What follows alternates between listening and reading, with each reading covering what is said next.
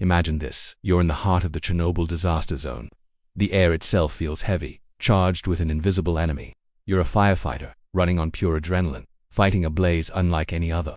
This was the reality for Aleksandr Lelevich on April 26, 1986. He wasn't just any firefighter. He was the head of the guard at the Pripyat fire station, and he was on the roof of reactor number 4. Think about that for a second. The roof of the exploded reactor. He and his men were desperately trying to extinguish the fires raging across the adjacent machine hall. A critical task to prevent the fire from spreading to reactor number 3. The heat was unimaginable. The radiation levels astronomical. They were in a race against time, against physics, against their own mortality. They knew the risks, but they also knew that if they failed, the consequences would be catastrophic for millions. For hours, they battled the inferno.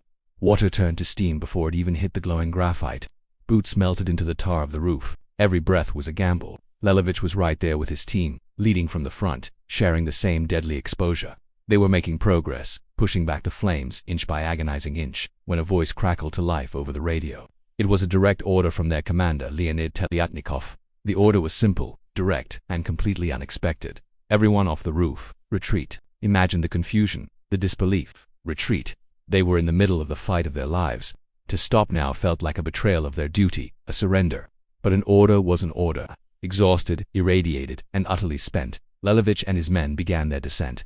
They didn't know it then, but that single radio call had just saved their lives. Staying on that roof for even a few more minutes would have meant a certain agonizing death from acute radiation syndrome. That radio call was a line drawn in the sand between a fatal dose and a chance, however slim, at survival. Aleksandr Lelevich did survive that night, though he carried the scars, both visible and invisible, for the rest of his life. He became a symbol of the incredible bravery and sacrifice of the first responders, a man who stared into the heart of a nuclear catastrophe and walked away, all because of a timely command that pulled him back from the brink. It's a powerful reminder of the fine line between heroism and tragedy. Thanks for watching.